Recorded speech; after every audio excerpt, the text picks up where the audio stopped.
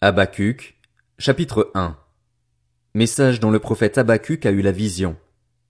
Jusqu'à quand, Éternel, vais-je crier à toi? Tu n'écoutes pas. J'ai crié vers toi pour dénoncer la violence, mais tu ne secours pas. Pourquoi me fais-tu voir le mal et contemples-tu l'injustice? Pourquoi l'oppression et la violence sont-elles devant moi? Il y a des procès et des conflits partout. Aussi, la loi est sans vie, le droit est sans force, car le méchant triomphe du juste et l'on rend des jugements corrompus. Jetez les yeux parmi les nations, regardez et soyez saisis d'étonnement, d'épouvante, car je vais faire à votre époque une œuvre que vous ne croiriez pas si on la racontait. Je vais faire surgir les Babyloniens. C'est un peuple impitoyable et impétueux qui traverse de vastes étendues de pays pour s'emparer de demeures qui ne sont pas à lui. Il est terrible et redoutable. Il est la source de son droit et de sa grandeur. Ses chevaux sont plus rapides que les léopards, plus agiles que les loups du soir. Ses cavaliers se déploient, ses cavaliers arrivent de loin. Ils volent comme l'aigle qui fond sur sa proie. Tout ce peuple vient pour se livrer au pillage, le visage tendu vers l'avant, et il rassemble des prisonniers comme du sable. Il se moque des rois, et les princes sont l'objet de ses railleries.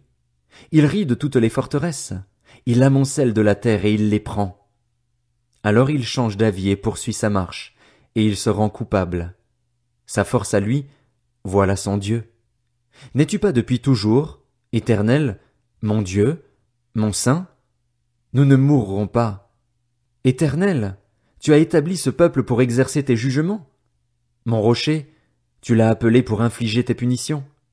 Tes yeux sont trop purs pour voir le mal, et tu ne peux pas regarder la misère. Pourquoi regarderais-tu les traîtres? Pourquoi garderais-tu le silence quand le méchant dévore celui qui est plus juste que lui? Traiterais-tu l'homme comme les poissons de la mer, comme le reptile qui n'a pas de maître? Le Babylonien les fait tous monter avec l'hameçon, il les attire dans son filet, il les rassemble dans sa nasse. Alors il est dans la joie et dans l'allégresse. C'est pourquoi il offre un sacrifice à son filet. Il fait brûler de l'encens en l'honneur de sa nasse, car grâce à eux sa portion est grasse et sa nourriture succulente. Va-t-il toujours vider son filet et égorger sans pitié les nations? Habacuc, chapitre 2. Je veux être à mon poste et me tenir sur la tour. Je veux veiller pour voir ce que l'Éternel me dira et ce que je répliquerai à mes reproches. L'Éternel m'a répondu et a dit, mets la vision par écrit, grave-la sur des tables afin qu'on la lise couramment. En effet, c'est encore une vision qui concerne un moment fixé. Elle parle de la fin et ne mentira pas. Si elle tarde, attends-la, car elle s'accomplira certainement. Il est plein d'orgueil, celui dont l'âme n'est pas droite, mais le juste vivra par sa foi. Certes le vain est traître. L'arrogant ne reste pas tranquille, il élargit sa bouche comme le séjour des morts, il est insatiable comme la mort. Il accueille toutes les nations, il rassemble auprès de lui tous les peuples. Mais tous feront de lui un sujet de proverbes, de moqueries et d'énigmes. On dira, malheur à celui qui accumule ce qui n'est pas à lui. Jusqu'à quand? Malheur à celui qui augmente le fardeau de ses dettes. Tes créanciers ne vont-ils pas se lever tout à coup?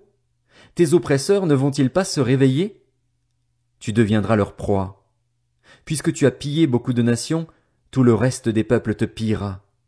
En effet, tu as versé le sang des hommes, tu as commis des violences dans le pays contre la ville et tous ses habitants. Malheur à celui qui amasse pour sa maison des gains malhonnêtes afin de placer son nid sur les hauteurs, pour se garantir de l'atteinte du malheur.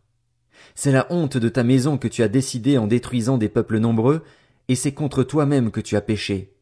En effet, la pierre crie du milieu de la muraille, et le bois de la charpente lui répond. Malheur à celui qui construit une ville avec le sang, qui fonde une ville avec le crime. Cela ne vient-il pas de l'Éternel, le Maître de l'univers? Des peuples travaillent pour du feu, des nations s'épuisent pour du vide. En effet, la terre sera remplie de la connaissance de la gloire de l'Éternel, tout comme le fond de la mer est recouvert par l'eau. Malheur à celui qui fait boire son prochain, à toi qui verses ton outre pour l'enivrer afin de voir sa nudité. Tu t'es rassasié de mépris plus que de gloire. Bois aussi toi-même et découvre-toi. Tu boiras la coupe de la main droite de l'Éternel, et la honte souillera ta gloire. Oui, les violences faites contre le Liban retomberont sur toi et les dévastations des bêtes t'effrayeront, parce que tu as versé le sang des hommes et commis des violences dans le pays contre la ville et tous ses habitants. À quoi sert une sculpture sacrée? Pour qu'un ouvrier la façonne? À quoi sert une idole en métal fondu et qui enseigne le mensonge?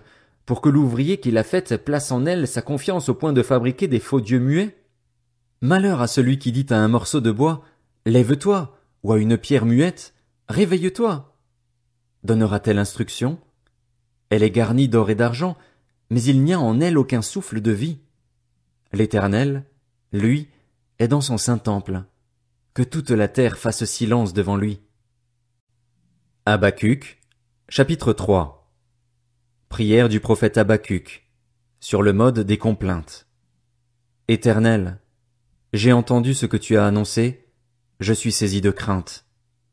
Accomplis ton œuvre dans le cours des années, Éternel, dans le cours des années fais-la connaître, mais dans ta colère souviens-toi de ta compassion. Dieu vient de Théman, le Saint vient des monts de Paran. Pause. Sa majesté couvre le ciel et sa gloire remplit la terre. C'est comme l'éclat de la lumière, des rayons partent de sa main, là réside sa force. Devant lui avance la peste, et la fièvre marche sur ses traces. Il s'arrête, et de l'œil il mesure la terre. Il regarde, et il fait trembler les nations. Les montagnes éternelles se brisent, les collines anciennes s'abaissent. À lui les sentiers d'autrefois. Je vois les tentes de l'Éthiopie réduites à rien, et les tentes du pays de Madian sont dans l'épouvante. L'Éternel est-il irrité contre les fleuves? Est-ce contre les fleuves que s'enflamme ta colère? Est-ce contre la mer que se déverse ta fureur, pour que tu sois monté sur tes chevaux, sur ton char de victoire? Tu prépares ton arc, tes serments sont les flèches de ta parole. Pause. Tu fends la terre par des torrents. À ton aspect, les montagnes tremblent, des trombes d'eau s'abattent, l'abîme fait entendre sa voix, il lève ses mains en haut. Le soleil et la lune s'arrêtent dans leur résidence, à la lumière de tes flèches qui partent, à la clarté de ta lance qui brille.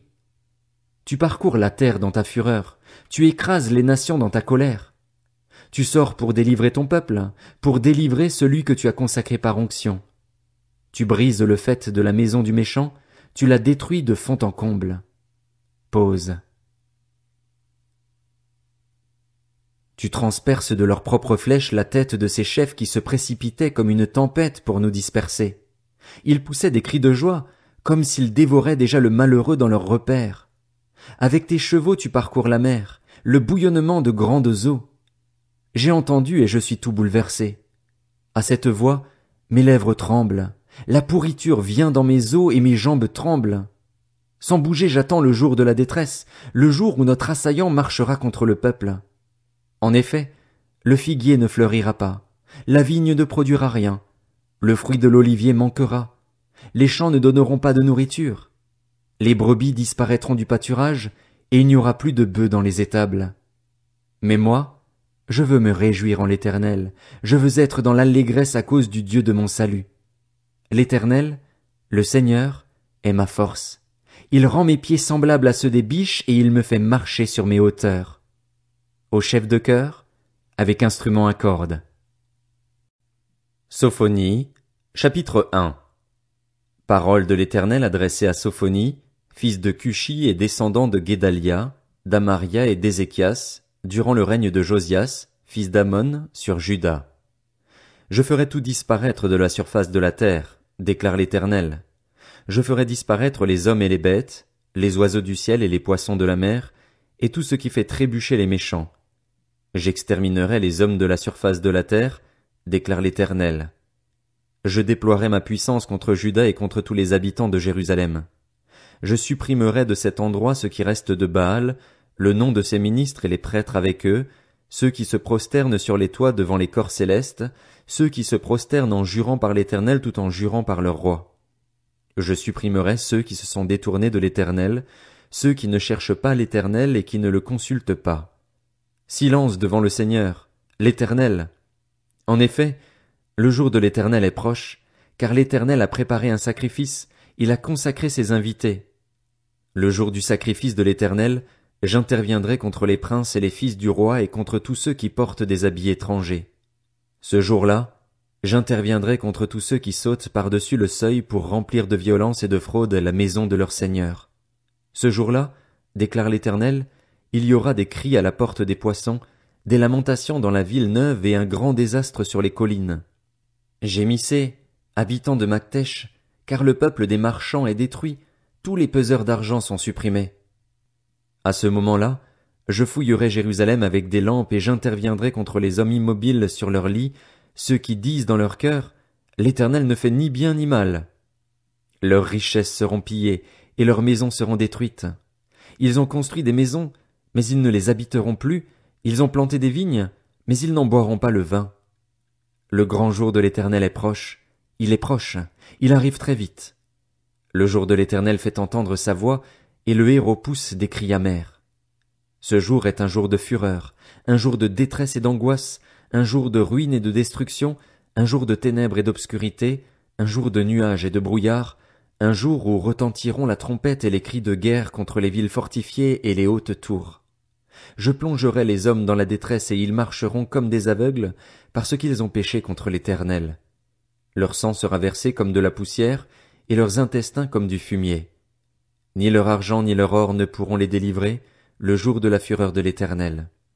Toute la terre sera dévorée par le feu de sa jalousie, car il détruira, et ce sera terrifiant, tous les habitants de la terre.